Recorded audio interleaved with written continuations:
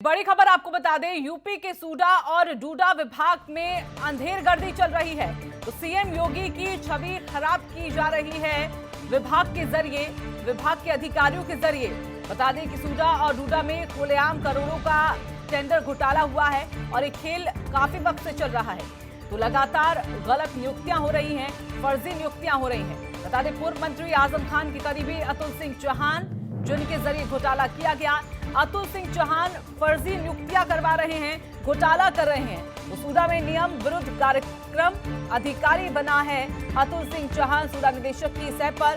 तो अतुल सिंह चौहान कार्यक्रम अधिकारी बने हैं और खनिज विभाग से इनको निकाल दिया गया था। तो सूडा निदेशक ने अतुल कुमार सिंह को फर्जी आरक्षण दिया। अब सूडा निदेशक उमेश प्रताप सिंह से ये विभाग संभल नहीं रहा। तो बड़ी खबर आपको बता दें, सूडा और डूडा जहां इस विभाग में लगातार आदेशों की धज्जियां, सीएम के आदेशों की धज्जियां को उड़ाया जा रहा है। अधिकारी और विभाग उनकी बातों को मानने को तैयार नहीं। और संकेत मिश्रा हमारे साथ, हमारे सहयोगी जुड़ गए हैं। संकेत, ये पूरा मामला, ये पूरा फर्जी नियुक्तियों का कब सामने आया, कितनी नियुक्तियां की गई हैं इस पर?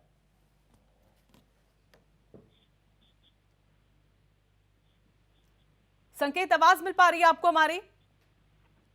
बिल्कुल, जिस तरह से सूडा और डूडा के निदेशक हैं ये उमेश प्रताप सिंह और आईएएस अफसर हैं ये, लेकिन जो विभाग में पिछले काफी समय से जो लगातार भ्रष्टाचार चल रहे हैं और हालात ये हो गए हैं कि अब विभाग के ही अफसर अपने ही निदेशक से झगड़ा कर रहे हैं और विवादों की वजह से वो दफ्तर नहीं आ रहे हैं। ये स्थितियां पनप रही हैं और इसकी वजह सिर्फ भ्रष्टाचार और घोटालेबाजी ही है। और इससे अंदाजा और लगाया जा सकता है कि तीन विधायक इस विभाग के खिलाफ चिट्ठी लिख रहे हैं कि इसमें भ्रष्टाचार है और इसमें ऐसे कर्मचारियों को संविदा जो कि दूसरे विभागों से निकाले गए थे, खनिज कर्म विभाग से अतुल चौहान को वापस निकाला गया था और उसको तैनात कर लिया सूडा विभाग में और मोटी संकेत कहा जा रहा है कि तीन ऐसे विधायक जिनके जरिए इस पूरे मामले को, इस पूरे फर्जीवाड़े को लेकर कई बार उजागर करने की कोशिश की गई, पत्र लिखा गया, लेकिन बावजूद उसके कोई कार्रवाई उस पर नहीं हुई। देखिए, जिस तरह से मैं बता रहा हूं कि इसमें तीन विधायकों ने पत्र लिखा और पत्र के बाद में हैरानी की बात यह है कि अतुल सिंह चौहान को कार्यक्रम अधिकारी बना दिया जाता है, जो कि ना तो विभागीय कर्मचारी है, जिसकी नियुक्ति पूरी तरीके से गलत है। खनिज विभाग से उसको बाहर का रास्ता दिखाया गया था, छठवीं में उसको बाहर निकाला गया था।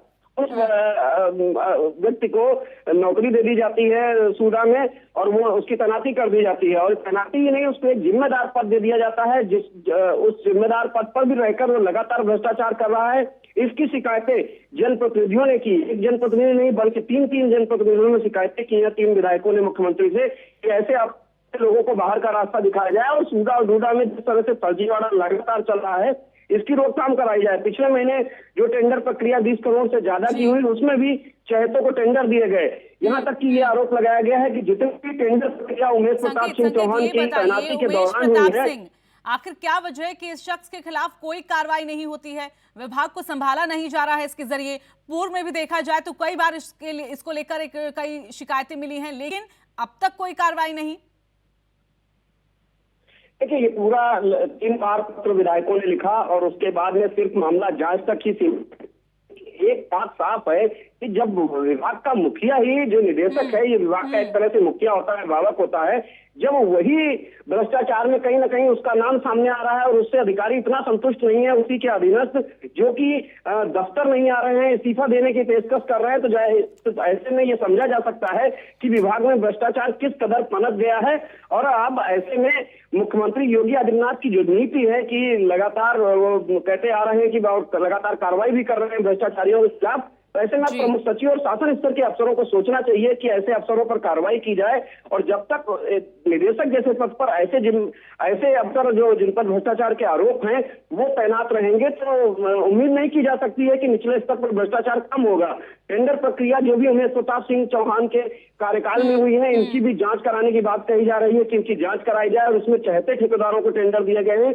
जो मानक है उत्तर प्रदेश सरकार के, उनका पालन नहीं किया गया है। 20 करोड़ से ज्यादा के पिछले महीने टेंडर दिए गए हैं, बल्कि 100 करोड़ से ज्यादा के कामकाज पिछले अगर हम 2 सालों की बात करें तो लगातार चल रहे हैं, और ये उमेश प्रताप सिंह की तैनाती के दौरान के ये सारे कामकाज हैं। तो ऐसे में जो टेंडर प्रक्रिया है वो भी पारदर्शी नहीं है। बिल्कुल। वो अपने चहेतों को टेंडर दिए जा रहे हैं, उसके कई बार शिकायतें हुई, जांचें हुई, लेकिन जब निदेशक पर ही भ्रष्टाचार का आरोप है तो उस स्तर पर वो शिकायत चहते अफसरों को जांच में दी जाती है और जांच में लीपापोती करके मामले को दबा दिया जाता है और बचा दिया जाता है उन अफसरों को। संकेत, अभी ये मामला जब सामने आया है तो क्या उमेश प्रताप सिंह के खिलाफ कोई कार्रवाई हो पाएगी? क्या अब अधिकारी नपेंगे? जिस तरीके से टेंडर प्रक्रिया में गोलमोल किया गया है, जिस तरह से फर्जी नियुक्तियां की गई है, क्या अब कार्रवाई निश्चित? देखिए, R9 टीवी लगातार इनके जो फर्जीवाड़े हैं उनके और उनसे और ये अफसरों से भी यही उम्मीद है, जो जिम्मेदार अफसर हैं, कि वो इस पूरे मामले में कार्रवाई करें। और कार्रवाई योगी सरकार में लगातार भ्रष्टाचारी अफसरों के खिलाफ हो रही है, तो उमेश प्रताप सिंह का बचना आसान नहीं है। अगर उन्होंने भ्रष्टाचार किया है, उन पर जो भ्रष्टाचार के आरोप है। अतुल सिंह चौहान, जो कि पूर्व मंत्री आजम खां जेल में है, लेकिन अतुल सिंह चौहान गलत तरीके से आज भी सूडा में तैनात है। ये बड़ी चौंकाने वाली बात है। चलिए, धन्यवाद फिलहाल आपका संकेत, हमारे साथ जुड़ने के लिए भी। आगे भी अपडेट इस खबर पर आपसे लेते रहेंगे।